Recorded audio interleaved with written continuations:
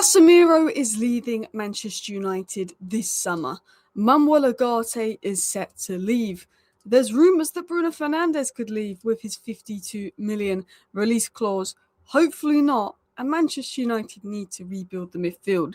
It's not just two players coming in to replace Casemiro and Ugarte. We're likely to be in Europe next season. There's going to be three, some could even argue four midfielders needed. And Manchester United are looking at having a big midfield overhaul. They're looking at breaking their transfer record. And we're going to talk about all of that news, all of the stories coming out, and why it is exciting. We've got updates on the Amorim Wilcox situation. We've got updates on Kobbie Mainoo, and obviously he is doing incredible in these last 4 games under Michael Carrick. He feels like a new signing.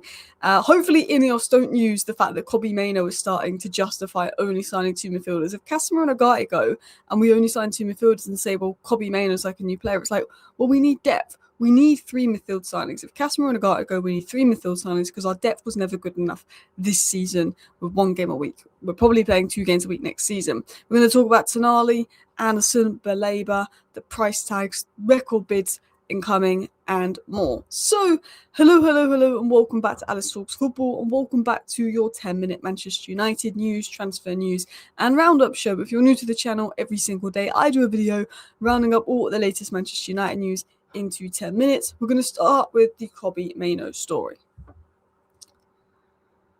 Had Amorim not blown up at United's director of football, Jason Wilcox, during the fateful meeting at the start of last month and engineered his exit, Mainoo could be lining up for Napoli against Genoa in Italy, which is mad to think. As I said a million times, and I don't want to go on about Ruben Amorim because it's the past now, but Ruben Amorim would still be Man United manager if he didn't blow up at Jason Wilcox. He wasn't sacked for poor results. He was sacked to appease Wilcox's ego, which is just pathetic in itself. Ruben Amorim should be sacked for performances, not because he's fallen out with a hierarchy that was incompetent and didn't get him a midfielder. Ruben Amorim was sacked, and it's mad to think if Ruben Amorim was not sacked, we would have loaned out Mainoo and probably brought in maybe Conor Gallagher, which is crazy to think. And according to James Ducker of The Telegraph, other clubs were in disbelief that Manchester United were willing to loan out a player of Kobbie Mainoo's quality. There was a shock in Naples that we were even going to let him go, and Napoli were absolutely desperate to get him on loan, and it looked like he was going to go to Naples. That kind of was where he wanted to go. He saw McTominay, he saw Højlund. You know, he didn't really want to go to a Prem rival. Like, Kobbie Mainoo was ready to go to Napoli. Like, that's the mad thing.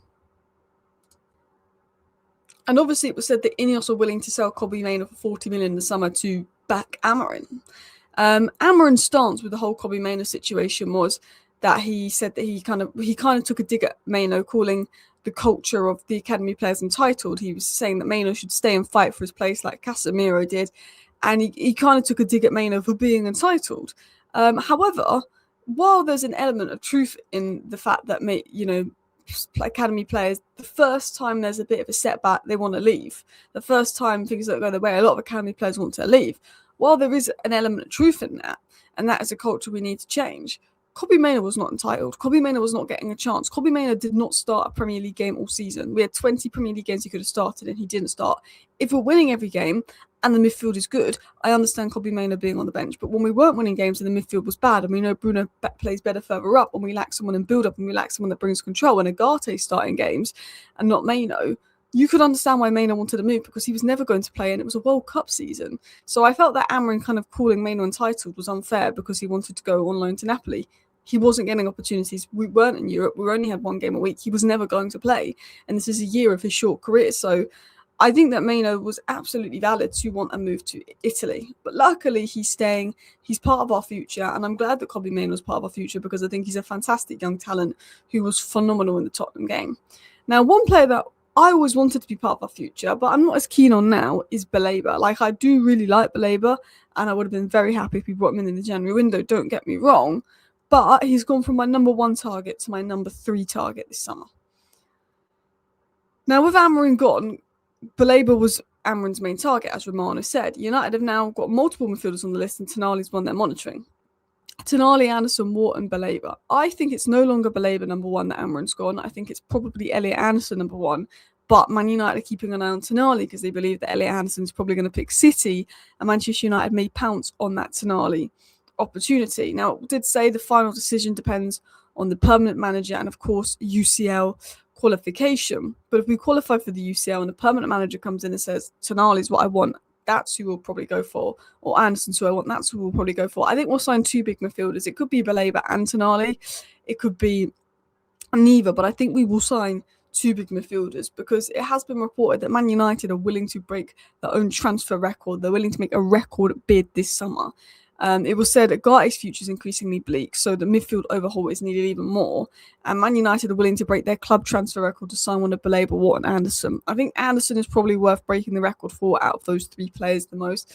I think Anderson is a phenomenal player, but Anderson and Tonali is the dream. Anderson and Tonali is the dream for me.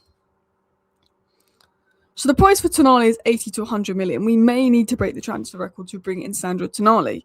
We've got competition from the likes of City and Arsenal, and Newcastle's fee makes Serie A move more difficult. There's a lot of Serie A clubs that like Tonali, but they're not going to be willing to spend 80 million on him. They probably can't spend more than 50 million plus realistically.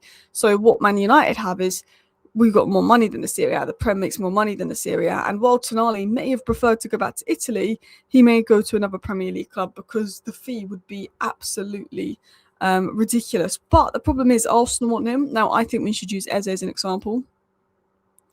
They've got Subamende and Rice. You might not play. Eze's not really playing at Arsenal.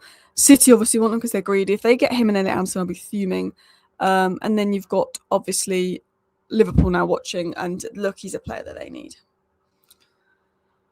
Now, Simon Jones and Nathan Salt said this. A major midfield overhaul could see as many as 4 new faces for Manchester United come this summer, with Elliot Anderson and Baleba the 2 top targets. I think 4 could be needed. I think 2 top-level midfielders, a 3rd midfielder for depth, whether that's a Sander Berger, a James Garner type player. Well, James Garner signed a new deal, so that's unlikely. Or maybe someone young like a Buwadi or a Musakitas. You could argue 4th. If Bruno goes, then you 100% need a 4th. You 100% need a Bruno replacement. But this is the dream. And this is what we should be breaking our transfer record to do. These 2 guys for around 160 million, I think is where that money needs to be spent. We're going to make 100 million in sales. The money we save with Casemiro's wages. I mean, we should make 100 million sales if Rashford and Højlund's deal goes through, and we're going to get Champions League football, which should be 100 million. We should also get an extra 10 million from Adidas, 20-30 million from commercial sponsors if we get back in the Champions League. So United need to, in my opinion, go and drop the 180 million and bring these 2 guys in. These 2 guys, Mainoo, Bruno, and Cunha can be back up for Bruno if he does get injured, and maybe like someone young like a Musakitis for the future for me would be phenomenal. I think you need 2 people for the 6th role. Anderson and Tonali can do that, but also capable of playing as an 8, particularly Tonali. 2 people for the 8 role, Mainoo, Musakitis, and 2 people for the 10 role, Bruno, and then you've got Mount Cunha as backup. I think you need that at least if in the Champions League next season.